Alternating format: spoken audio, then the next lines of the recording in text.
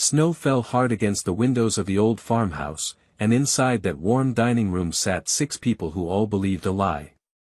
Charles Whitfield stood at the head of the table with his hands shaking. His mother, Eleanor, was smiling at him with tears already in her eyes. His father, Gerald, kept glancing at the empty chair beside Charles, the chair set for a woman none of them had ever met. His sister, Grace, had driven 4 hours through the storm just to finally see the famous wife she had heard about for 2 years. And Charles had nothing. No wife. No ring on anyone's finger but his own. Only a lie that had grown so large it now filled the whole house. 40 minutes earlier, he had been standing in a freezing diner parking lot, snow soaking through his expensive coat, begging a woman he had never met. "Please," he had said, his breath fogging in the cold. "Just pretend to be my wife. For one night. 1 hour, even. I will pay you whatever you ask. My whole family is inside that house waiting, and they think I am married, and if they find out the truth it will destroy my mother. Please. Just pretend." The woman had looked at him for a long moment. Her name tag read Camille. She wore a bright red waitress apron over a navy blue dress, and her dark brown skin was dusted with snowflakes that did not melt. Behind her, through the diner window, a little girl in an emerald green coat watched them both. Camille had set down the trash bag she was carrying.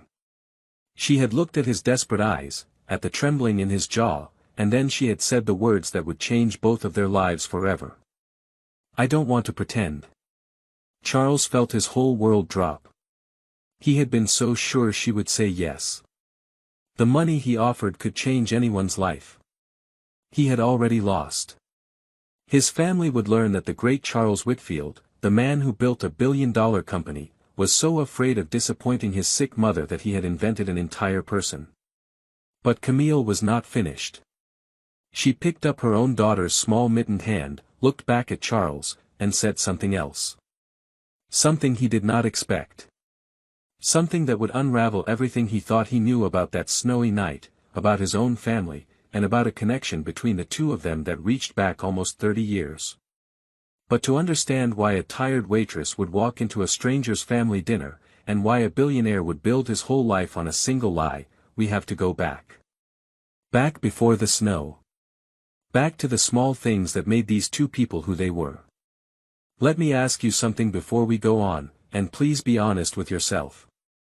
If you were Charles, alone and ashamed, would you have had the courage to tell your dying mother the truth? Or would you have begged a stranger to? If this story is already pulling at your heart, take 1 second right now to subscribe and leave a comment telling me what you would have done in that parking lot. Your kindness keeps stories like this one alive, and I read every single comment. Now, let us begin at the beginning. Camille Hayes had not always worked nights at a diner off Route 9. Once she had dreams of finishing nursing school. Once she had a husband and a small apartment and a plan for everything. But plans, she had learned, do not always ask your permission before they change. Her husband had passed away 3 years ago from a sudden illness, leaving her with a 4-year-old daughter named Mia and a stack of bills taller than the little girl herself. So Camille did what kind and steady people do. She got up. She found work. She poured coffee and carried plates and smiled at strangers, and she went home every night to the one person who made all of it worth doing. Nobody at the diner knew that Camille had once read medical books for fun, or that she could still name every bone in the human hand. They only knew that she was warm, that she never let an old man eat alone, and that she always saved the last slice of pie for the trucker who reminded her of her late father. She was not looking for a billionaire. She was not looking for anything but a way to keep her daughter warm and fed. And that, in the end, was exactly why Charles Whitfield needed her so badly. A man drowning in his own riches does not need another rich person. He needs someone who still knows how to stay kind when the world gives them no reason to. Camille was that person, and she did not even know it. The diner was called Delgado's, and it sat at the lonely crossroads where the highway met the old county road. Frank Delgado had owned it for 30 years, and he had hired Camille on a rainy afternoon when no one else would even look at her tired application. "You look like someone who shows up," Frank had said, and that was all the interview she got. He had been right. Camille showed up. She showed up on the coldest mornings and the slowest nights. She showed up when her car would not start and she had to walk 2 miles in worn shoes. She showed up because Nia needed her to, and because Frank had given her a chance when chances were the rarest thing in her life. Nia was 6 now, bright and curious, with 2 careful braids and a gap where her front tooth used to be. On school nights, Camille's elderly neighbor watched her. But on weekends, when the sitter was away, Nia came to the diner and sat in the back booth with her crayons and her library books, and the regulars all treated her like a small queen. "That girl is going to run the world someday," Frank liked to say. Camille only smiled. She did not need Nia to run the world. She needed her to be happy, and safe, and to never once doubt that she was loved. There was a rhythm to those diner nights that Camille had come to love, even on the hardest shifts. The old clock over the counter ticked too loud. The coffee machine hissed and sputtered. A trucker named Walter came in every Thursday and ordered the same meatloaf and the same black coffee, and he always left a tip he could not really afford, because Camille had once sat with him through a long, dark night after his wife passed. The 2 retired schoolteachers, sisters who lived down the road, came every Sunday and split 1 slice of apple pie between them and stayed for 2 hours just to feel less alone. Camille knew all of their stories. She remembered their birthdays. She kept a small drawer behind the counter with cough drops and bandages and a spare pair of reading glasses, because somebody always needed something. That was simply who she was. The world had taken a great deal from Camille Hayes, but it had never managed to take the warmth out of her. Money was always thin.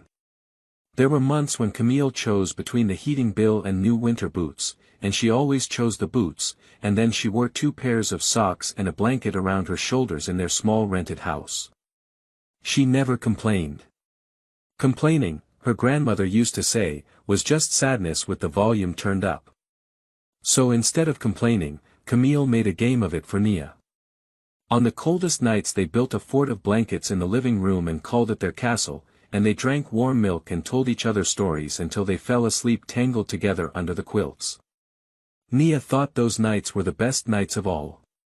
She never knew they happened because the heat was off. Her grandmother, Pearl Hayes, had raised her after her own mother passed. Pearl had been a seamstress and a church woman and the kindest soul in their whole town. She had died when Camille was 19, but she had left her granddaughter 2 things. The first was a small gold locket that Camille wore every single day. The second was a single rule that Camille tried to live by. When the world is cold, Pearl used to say, you be the warm thing in it. Help people. Always. Even when it costs you. Especially when it costs you. Camille had asked her once, as a child, what was inside the locket. Pearl had only smiled and said, 2 faces. Mine, and someone I helped a long time ago in a storm. Someday it will matter to you. For now, just keep it close. And Camille had kept it close, through her wedding, through her husband's funeral, through every cold and lonely night, never quite understanding the second face inside it, never imagining how much it would one day matter. Camille did not know yet that this one rule, handed down by a poor seamstress decades ago, was about to collide with the life of one of the richest men in the country. She did not know that the locket around her neck held a secret photograph she had never fully understood. She only knew that on this particular snowy night, a man in a fine wool coat was about to pull into the parking lot and ask her for the strangest favor of her life. But that came later. First, you should understand the man, and the lie that nearly swallowed him whole. Charles Whitfield had everything a person could buy and almost nothing a person actually needs. He was 38 years old. He had built Whitfield Holdings from a single small idea into a company worth more than $1 billion. He had a glass office on the 40th floor, a driver, a chef, and a calendar so full that he sometimes forgot what day it was.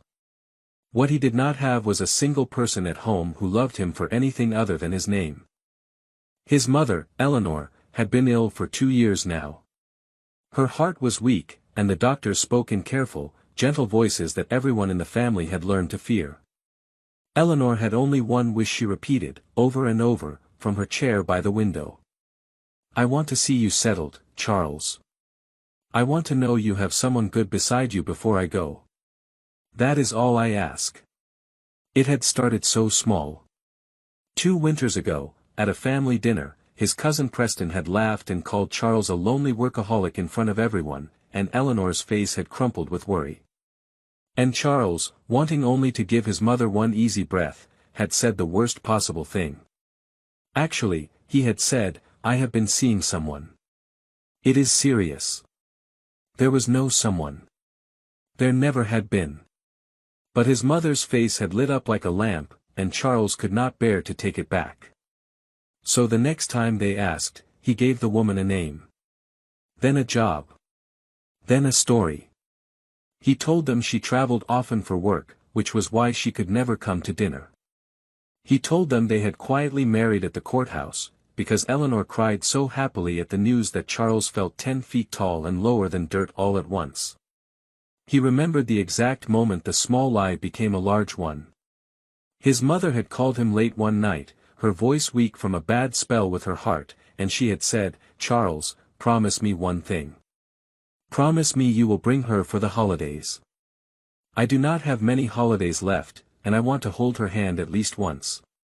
And Charles, with the phone pressed to his ear and tears running down his face, had promised.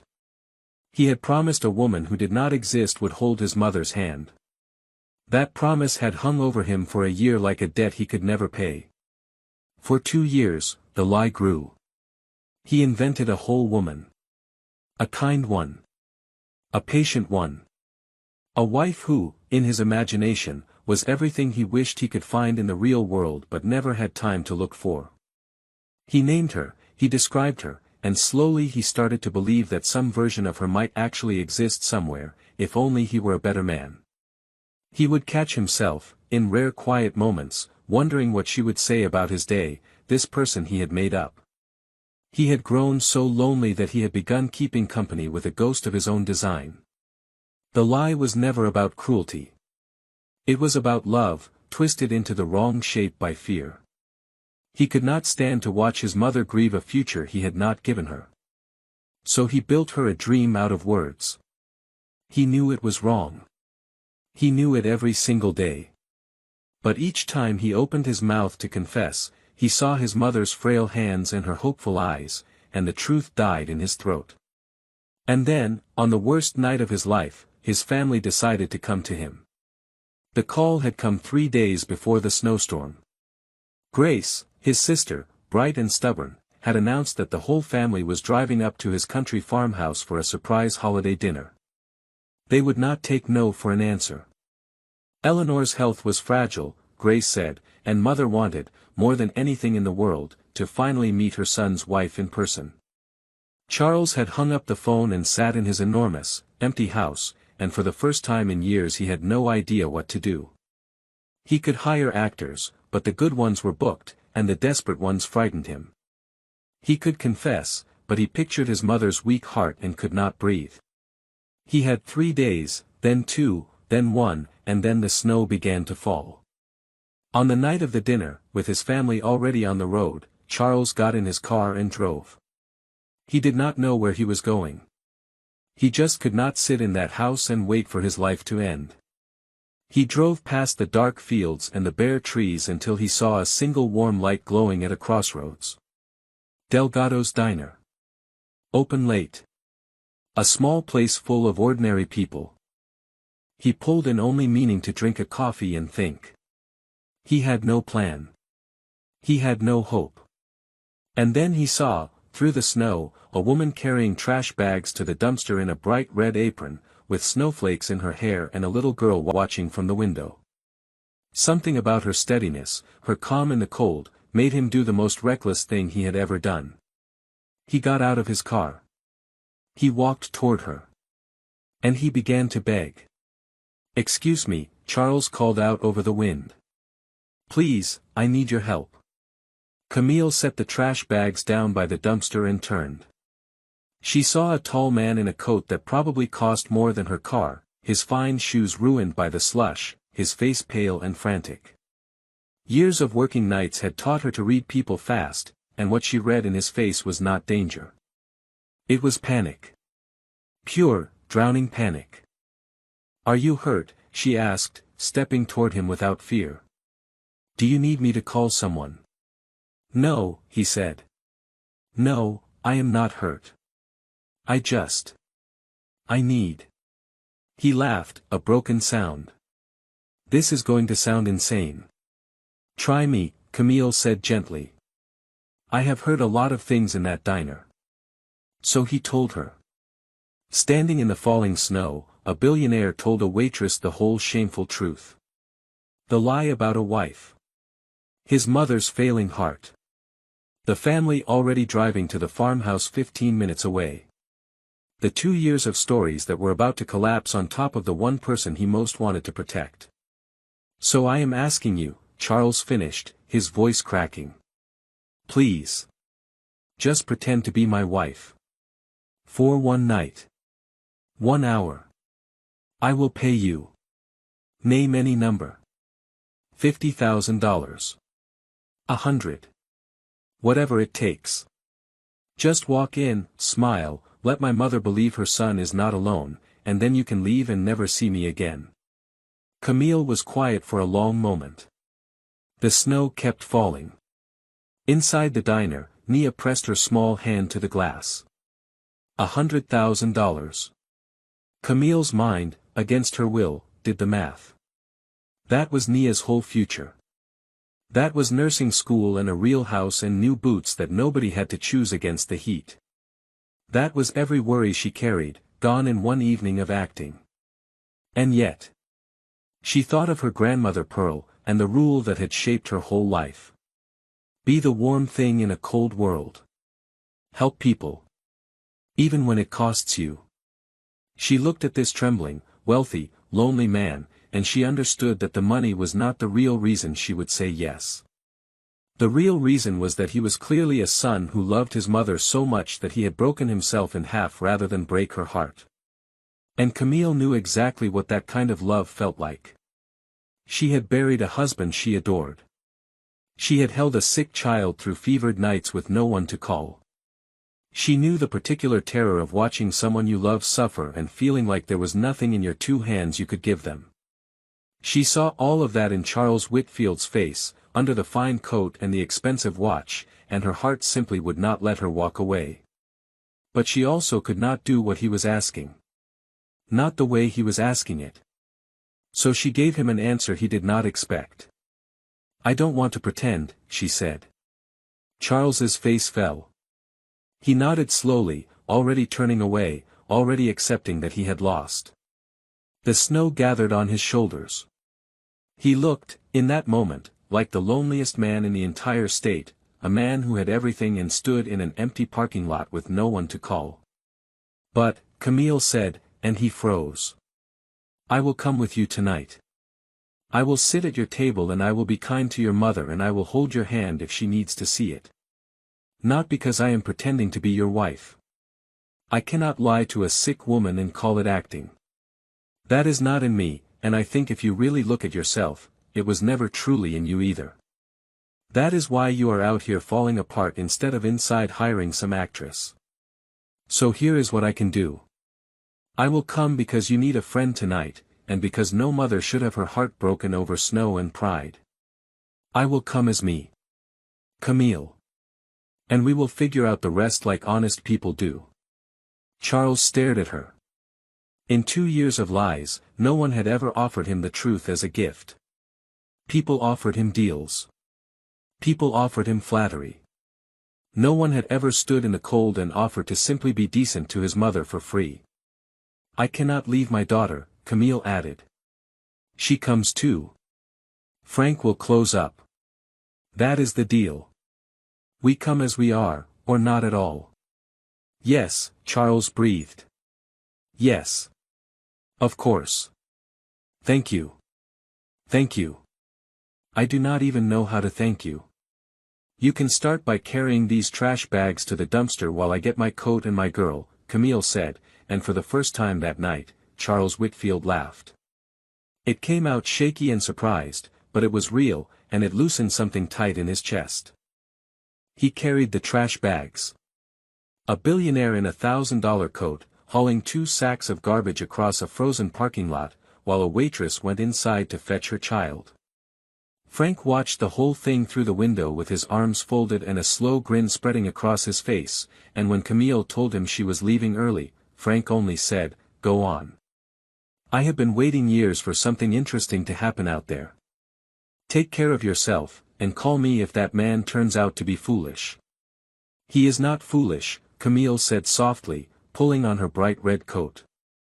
"He is just lonely. There is a difference." And so a billionaire, a waitress, and a 6-year-old girl in an emerald coat climbed into a warm car and drove through the snow toward a house full of people waiting to meet a woman who did not exist. What neither of them knew was that the truth Camille carried in the locket around her neck was about to make the lie unnecessary, and bind these two families together in a way that no money ever could. The Whitfield farmhouse glowed gold against the white snow, every window lit, smoke curling from the chimney. Camille felt her heart pound as the car slowed. Nia squeezed her hand from the back seat. "Remember," Camille whispered to Charles. "I am not lying to anyone. If they ask, we met recently and we are getting to know each other. That is true. Let your mother have a good night, and tomorrow you tell her the rest, gently, with me beside you if you want. A good lie ends. A good truth begins. We are starting the truth tonight." Charles nodded, though his hand still shook on the wheel. He had no idea how he had gone from hopeless to hopeful in the span of one snowy parking lot. The front door opened before they even reached it. Eleanor Whitfield stood there wrapped in a deep blue shawl, frail but beaming, leaning on a cane. Behind her came Gerald, tall and quiet, and Grace, who was already crying happy tears at the sight of a woman beside her brother at last. "You came," Eleanor said, her voice thin and full of wonder. "You finally came. Oh, let me look at you." Camille stepped into the warm light. She wore her navy blue dress and her bright red coat, and her grandmother's gold locket at her throat. She did not look like a movie star. She looked like a real woman who worked hard, and somehow that made Eleanor love her instantly. "I am Camille," she said, taking the old woman's cold hands in her own warm ones. "And this is my daughter, Nia. Thank you for having us in your home on such a cold night." Eleanor looked down at Nia, who gave a shy little wave, and the old woman's eyes filled. "A child," she whispered. "Charles, you did not tell me there was a child." Charles opened his mouth, panicked, but Camille smoothed it over with the simple truth. "Nia is mine, from before. But she has a way of making everyone she meets feel like family. I hope that is all right." "All right," Eleanor said, laughing through her tears. "It is more than all right. Come in, all of you, before you freeze." The dinner was warm and bright and full of laughter. Camille did not pretend to be anyone. She told them about the diner, about Frank, about how she had once wanted to be a nurse. Gerald, who had spent his life around polished people who wanted his money, leaned forward and actually listened. Grace adored her within 10 minutes. And Nia, fearless and sweet, climbed right up next to Eleanor and began showing her drawings, and the old woman held the little girl's hand as if it were made of glass and gold. They ate roast chicken and warm bread and green beans from Eleanor's own garden, put up in jars the summer before. Grace told embarrassing stories about Charles as a boy, about the time he tried to start a lemonade business at age 8 and gave all the lemonade away for free because he could not bear to charge his friends. Gerald laughed his deep quiet laugh. Eleanor watched Camille help Nia cut her food, watched the easy patience in the young woman's hands, and something in the old mother's face settled into a deep and peaceful joy. "You are good with her," Eleanor said softly. "You can always tell a person's heart by how they treat a child who is not behaving." "Nia is the best thing I ever did," Camille said simply. "Everything else I have gotten wrong at least once." But not her. Eleanor reached across and patted her hand. We get the important things right, you and I. The rest is just weather. Camille felt her throat tighten, because that was exactly the sort of thing her own grandmother used to say. For a moment she almost told them. Almost reached for the locket. But the night was so warm, and Eleanor was so happy, that she let the moment pass and simply squeezed the old woman's hand. For the first time in 2 years, Charles watched his mother's face and saw no worry in it at all. Only joy. And in his chest, something strange happened. The relief he expected was there. But underneath it was something deeper and far more frightening.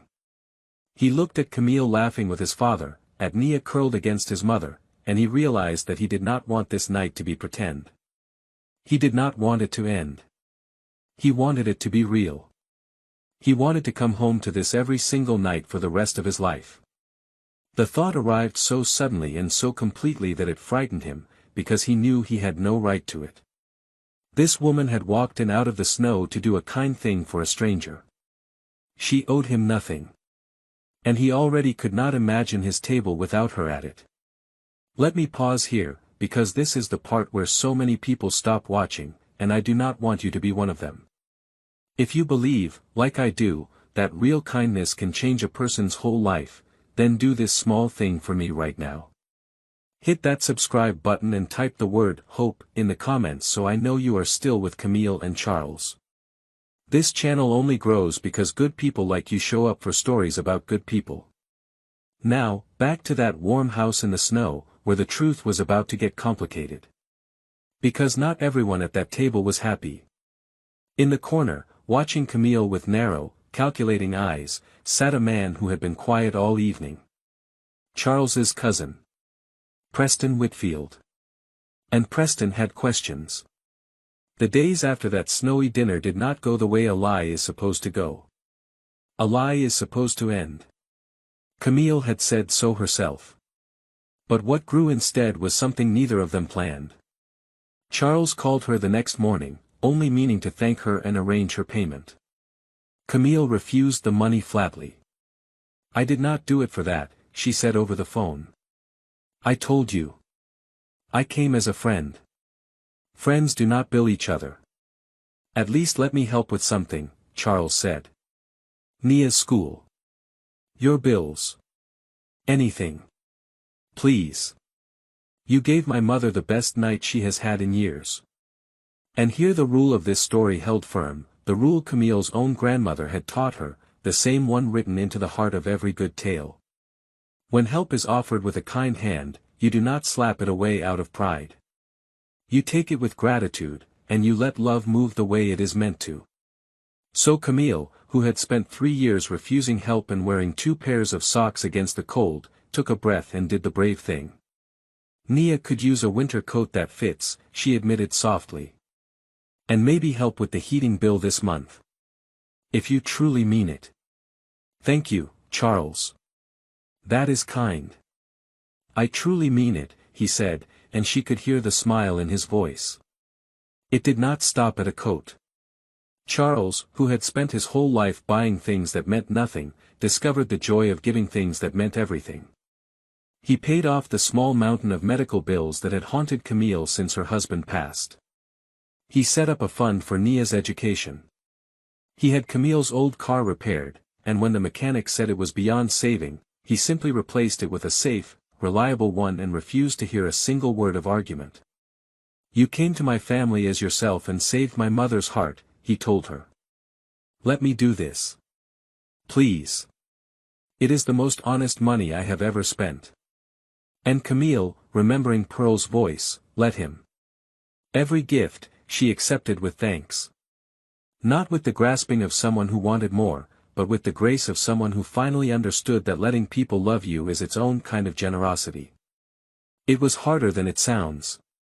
Camille had built 3 years of survival on the idea that she needed no one, that she could carry every weight alone if she just kept her chin up and her hands moving.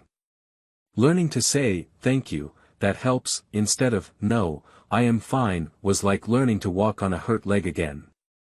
But she did it, because she knew that pride had never once kept Nia warm, and because she could see that giving made Charles happier than receiving ever had. But the gifts were not the real story, and both of them knew it. The real story was in the long phone calls that lasted past midnight. It was in the way Charles started driving out to Delgado's just to sit in the corner booth and watch Camille work, sipping coffee he did not need. It was in the way Nia began calling him Mr. Charles, and then, one afternoon, simply Charlie, and the way the great billionaire's eyes went wet at a 6-year-old's small gift of a nickname. They talked about everything on those late calls. Charles told her about his childhood, about a father who loved him but never quite knew how to say it, about the crushing pressure of being the one who had to make the family name mean something. Camille told him about her husband, about the nursing dream she had folded up and put away, about the particular loneliness of being the only adult in a house full of small worries. They were two people who had been alone in very different ways, and somehow, talking in the dark, neither of them felt alone anymore. Eleanor, meanwhile, kept calling to ask after her new daughter and granddaughter, and Charles no longer had to lie. Camille was real. Nia was real. The warmth was real. The only thing that had ever been false was the title, and even that was starting to feel less like a costume and more like a thing that simply had not happened yet. There was one evening Charles would remember for the rest of his life. He had come to the diner near closing, and Nia had fallen asleep in the back booth over her crayons. Camille had asked him, quietly, to carry the girl out to the car while she locked up. And Charles had lifted the sleeping child into his arms, and Nia had murmured, "Charlie," without waking and pressed her small face into his shoulder, and Charles had stood there in the cold parking lot, this man who had closed billion-dollar deals without blinking, completely undone by the trust of a sleeping 6-year-old. He had looked over the top of her braids at Camille locking the diner door, and he had known, with total certainty, that he would do anything to keep these two people safe for the rest of his life. One evening, walking Camille to her new car under a clear, cold sky, Charles stopped and said the thing he had been holding for weeks. "I told you a lie about having a wife because I could not imagine a real woman ever staying," he said quietly. "And then you walked into my life and stayed without me even asking. I do not want to pretend anymore, Camille. I never did. The problem is I am terrified that you are too good to be true, and that one day I will wake up and you will be gone." Camille looked at him for a long moment, her breath fogging in the cold, her grandmother's locket warm against her skin. "I am not going anywhere," she said. "But there is something I have been meaning to show you. Something about this locket. I think it might matter more than either of us knows." She did not get the chance to open it that night. Because the next morning, Preston Whitfield made his move. Preston Whitfield had spent his whole life standing in his cousin's shadow, and he was done with it. While Charles built Whitfield Holdings into a giant, Preston had sat on the board and watched the money pile up and quietly decided that he deserved more of it. For years he had waited for any weakness, any crack, any reason to push Charles out and take the company for himself. And at that snowy dinner, watching Camille and Nia, he had finally found one. Preston had done his research. He had a private investigator pull records, and the records were thin. There was no marriage certificate for Charles Whitfield. There was no long history with this Camille Hayes. Preston could not prove the original lie, but he could prove something almost as useful. He could prove that Charles had told the family, told investors, told the world that he was a settled, married man, and that none of it had been legally true. To Preston, this was the opening he had wanted for a decade. He called an emergency meeting of the board. He stood up in the polished conference room on the 40th floor and made his case with a cold smile. "Our chairman," Preston said, "has built this company's image on the idea that he is a stable family man. Stable. Trustworthy. But I have learned that for 2 years, Charles Whitfield told all of us, and several major partners, that he had a wife when he did not. He lied. Repeatedly. To his own dying mother and to this board.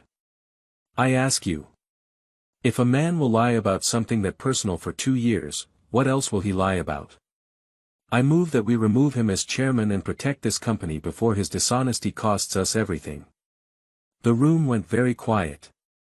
The lie that had been born out of love for a sick mother now sat on the table, ugly and bare, ready to destroy everything Charles had built.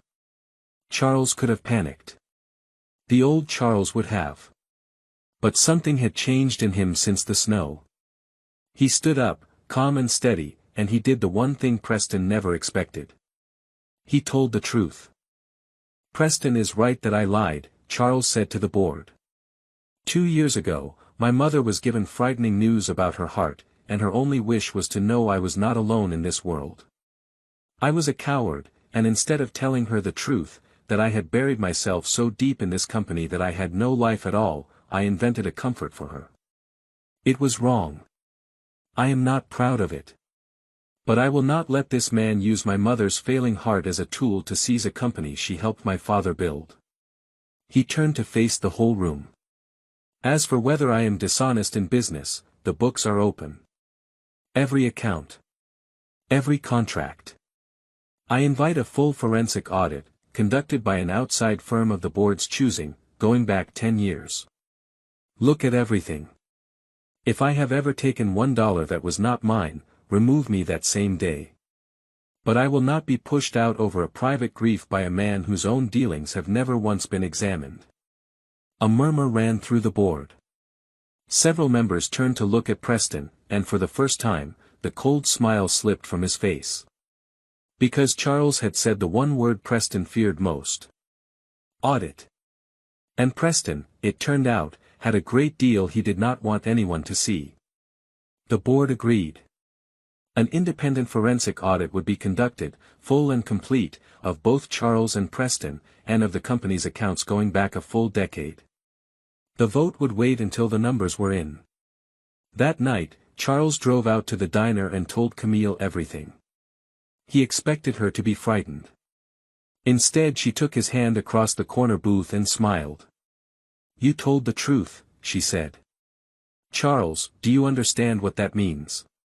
The lie is over. You ended it yourself, in the hardest room in the world. Whatever happens with the audit, you are free now. No more pretending. For anyone." And then Camille reached up, unclasped the gold locket from around her neck, and set it gently on the table between them. "Now," she said. "Let me show you why I have been wanting to talk about my grandmother. Because I think our families met a very long time ago, in a snowstorm, just like this one." Camille opened the locket with careful fingers. Inside were 2 tiny photographs, faded and soft with age. On the left was a young woman with warm, kind eyes and a seamstress's careful smile. Pearl Hayes, Camille's grandmother. And on the right was another young woman, pale and frightened and very pregnant, bundled in a thin coat, sitting on the steps of a small church. Charles stared at the second photograph. Then he stopped breathing. "That is my mother," he said slowly. "That is Eleanor. That is my mother when she was young. Camille, why does your grandmother's locket have a photograph of my mother in it?" Camille had wondered the same thing for years, and only after that snowy dinner had the pieces begun to fit. She told him what her grandmother had told her, long ago, as a bedtime story she never fully understood until now. Almost 30 years earlier, a terrible blizzard had swept through the county. Pearl Hayes, a poor black seamstress, had been walking home from her church one freezing night when she found a young white woman collapsed on the church steps, alone, pregnant, and nearly frozen. The young woman had run away from a cruel situation with nothing but the coat on her back. She had no money, no family who would take her, and a baby on the way. Most people would have walked past. Pearl did not. Pearl took the stranger home to her tiny house, fed her, gave her the warmest bed, and nursed her through the night. She sat with her for 3 days until the storm passed. She used her own small savings, money she did not have to spare, to buy the young woman a bus ticket to the city where a distant aunt would finally take her in. And before the young woman left, Pearl pressed a few folded dollars into her hand and said the only thing she ever said. "When the world is cold, you be the warm thing in it. Pass it on." The young woman's name was Eleanor. She was carrying a child she would name Charles. Camille looked across the booth at the man she had walked through the snow to help, and her eyes were wet. "My grandmother saved your mother's life," she said softly. "And your mother's life is the reason you exist at all." Almost 30 years later, on another snowy night, you walked up to a stranger in a parking lot and begged her for help. And that stranger was Pearl Hayes's granddaughter, raised on the exact same rule. Be the warm thing in a cold world. Help people. Even when it costs you. Charles could not speak. He thought of his mother's frail hands, of the gift she had been given by a poor woman who asked for nothing, of how that one act of kindness in a blizzard had rippled forward across decades to bring Camille walking out of a diner toward him. "She kept the locket," he finally said. "My mother. She told me once, when I was small, that a kind woman saved her in a storm before I was born, and that she never forgot her. She has a photograph too. She keeps it in her Bible." "Then let us show her," Camille said. "Let us show your mother that the granddaughter of the woman who saved her is sitting in her son's life right now. That kindness she gave away 30 years ago came back to find her. She should know that, Charles. While she still can." So they drove to the farmhouse the next morning, locket in hand. And when Eleanor Whitfield opened her old Bible and laid her own faded photograph beside Camille's, and saw the same young seamstress's face smiling back at her across 30 years, the old woman pressed her hand to her weak heart and wept with a joy so deep it seemed to make her stronger. "Pearl," she whispered. Her name was Pearl. "She saved my life. She saved yours. And now her granddaughter is here." She reached for Camille's hand and held it tight. "You were never pretending, child. You were always meant to come home to us. God just took the long way around." Eleanor told them the rest of the story then, parts even Charles had never heard. How she had been 19 and terrified, running from a man who would have ruined her, with no money and a baby coming. How she had truly believed, sitting on those frozen church steps, that her life was over. And how a poor seamstress had appeared out of the snow like an answer to a prayer she had been too frightened to say out loud. Pearl had not asked her name, or her story, or whether she deserved help. Pearl had simply taken her in. "I tried to find her, years later, when I had money," Eleanor said. "I wanted to thank her. To repay her somehow. But I only knew her first name, and the town was small and the records were poor, and I never found her. I thought I had lost my chance forever." She looked at Camille with shining eyes. "And here you are, sitting in my son's house. I did not get to repay Pearl. But I can love her granddaughter for the rest of my days, and maybe that is the same thing." Outside, the snow had finally stopped, and the morning sun lay clean and bright across the white fields. But there was still the matter of Preston, and the audit, and a company hanging in the balance. The forensic audit took 6 weeks. A respected outside firm went through 10 years of Whitfield holdings, account by account, contract by contract, dollar by dollar. They examined every decision Charles had ever made. And when they were finished, they reported to the full board exactly what Charles had promised they would find. Charles Whitfield had never taken a single dollar that was not his. His books were clean. His dealings were fair. The only thing the man was ever guilty of was telling his mother a kind, foolish lie to spare her heart. But the auditors found something else, something Charles had suspected and Preston had prayed they would not. For years, Preston Whitfield had been quietly moving company money into accounts of his own. He had set up false vendors and paid them with company funds, then collected that money himself. He had done it slowly and carefully, sure that no one would ever look, because no one ever had a reason to. By inviting a full audit of them both, Charles had pulled back the curtain on the very crime Preston had built his whole comfortable life upon.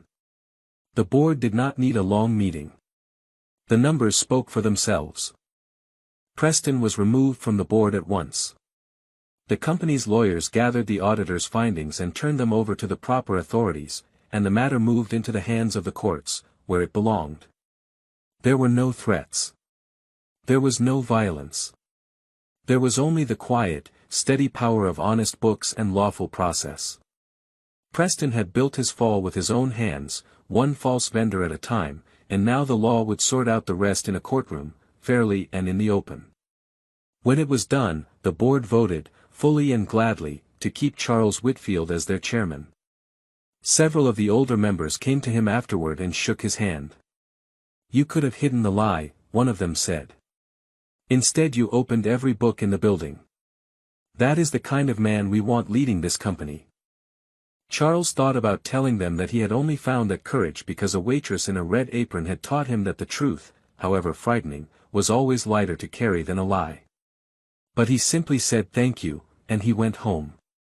He did one more thing before he left the building, though.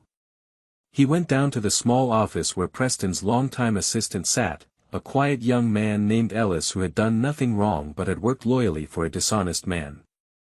Charles told him his job was safe, that he would not be punished for his boss's crimes, and that there was a place for him at the company as long as he wanted one. The young man's relief was so great that he could barely speak. Charles understood. He knew what it was to be afraid of losing everything over someone else's choices. He had spent 2 years living inside that exact fear. Home, now, was a word that had changed completely. In the weeks of the audit, Camille and Nia had grown into the soft center of Charles's whole life. Eleanor had insisted that they visit the farmhouse every weekend, and her health, against every doctor's careful prediction, had steadied. The doctors could not fully explain it. But Charles understood. His mother had spent 2 years grieving a future she thought he would never have, and now she watched him laugh in his own kitchen with a good woman and a bright little girl, and her tired heart had found a reason to keep going. Camille had finally let Charles help her enroll in the nursing program she had given up on years before. She studied at the corner booth of the same diner where they had met, and Frank Delgado kept her coffee cup full and refused to let her pay for a single drop of it. "You found a good one," Frank told her, nodding toward Charles. "And he found a better one. Now finish that homework so you can go save lives." Nia, for her part, had decided that Charles belonged to her now, and Charles did not argue. He went to her school play. He learned to braid hair badly and then a little less badly. He sat on the floor and colored for an hour at a time, a billionaire with crayon on his fingers, happier than any deal had ever made him.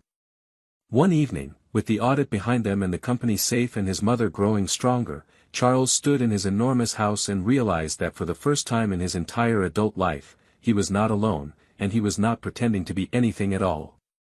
There was only one honest thing left to do. Charles planned it carefully, which was funny, because the most important moment of his life had begun with no plan at all. He brought Camille and Nia and his whole family back to Delgado's diner on a clear winter evening, almost a year after the snowstorm. Frank had closed the place to other customers and strung small white lights along the windows. Eleanor sat in the big corner booth, stronger than she had been in years, with her old Bible and her faded photograph of Pearl resting on the table beside her. Gerald and Grace were there. Even Frank stood by the counter, pretending to wipe a glass, watching with a soft smile. Camille thought it was just a family dinner. She walked in wearing a bright emerald green dress, with her grandmother's locket at her throat, holding Nia's hand, and she laughed when she saw the lights. Then Charles took her hand, and he got down on one knee right there on the diner floor, in the exact spot where he had once been a desperate stranger begging for 1 hour of pretending. "A year ago," he said, his voice steady now in a way it had never been on that snowy night, "I stood in this parking lot and asked you to pretend to be my wife. And you looked at me, and you said the truest words anyone has ever said to me. You said, 'I don't want to pretend.'" Nia gasped and clapped her small hands over her mouth. Eleanor was already crying. "So I am not going to ask you to pretend anything," Charles went on. "I am going to ask you for the real thing. The honest thing. The thing your grandmother Pearl set in motion 30 years ago when she saved my mother in a storm, and the thing that walked out of this diner toward me when I had nothing left to offer but the truth. Camille Hayes, I do not want a pretend wife. I want a real one. I want you, and I want Nia, for the rest of my life. Will you marry me?" For real. No pretending. Ever again. Camille looked down at this man, this once lonely man who had learned how to love by being loved, and she thought of her grandmother's voice, and her late husband's memory, and the long strange road that had brought a poor seamstress's kindness all the way back around to this warm and shining room. "I told you in this parking lot that I don't want to pretend," she said, her own tears falling now. "And I still don't. So yes, Charles. Yes. For real. Forever." The diner erupted in joy. Grace cheered. Gerald wiped his eyes. Frank rang the old bell over the counter again and again. And little Nia threw her arms around Charles's neck and whispered, "Does this mean you are my dad now, Charlie?" And Charles, unable to speak, simply nodded and held her tight. They were married in the spring, in the same little church where, 30 years before, a frightened young Eleanor had collapsed in the snow and a kind woman named Pearl had stopped to help. Eleanor stood for the whole ceremony, strong and glowing, holding the locket that had carried the secret all along. Camille finished her nursing degree that same year. Nia got the father she had been quietly wishing for. And Whitfield Holdings, clean and honest, grew steadier than ever under a chairman who had finally learned that the truth was the best foundation a man could build on. On their wedding night, as the guests danced and the white lights glowed, Eleanor pulled Camille aside and pressed something into her hand. It was the old photograph of Pearl, and beside it, a small folded letter, yellowed with age, that Eleanor had kept hidden in her Bible for 30 years and never shown a single soul.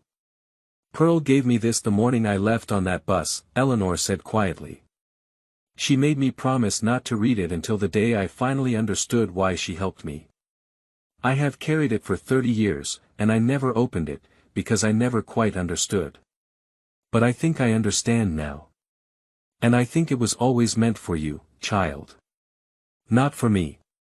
Camille looked down at the folded letter in her grandmother's handwriting, sealed for 3 decades, addressed in faded ink to a person it simply called, "The One Who Comes Home." Her hands began to tremble. And as the music played and her new husband smiled at her across the room, Camille slowly began to unfold the letter that her grandmother had written long before Camille was even born, the letter that somehow seemed to know this exact night would come. What did Pearl Hayes know, all those years ago, that she could write a letter to a granddaughter who did not yet exist? And what was waiting, in faded ink, inside those 30-year-old folds? That, my friend, is a story for another night.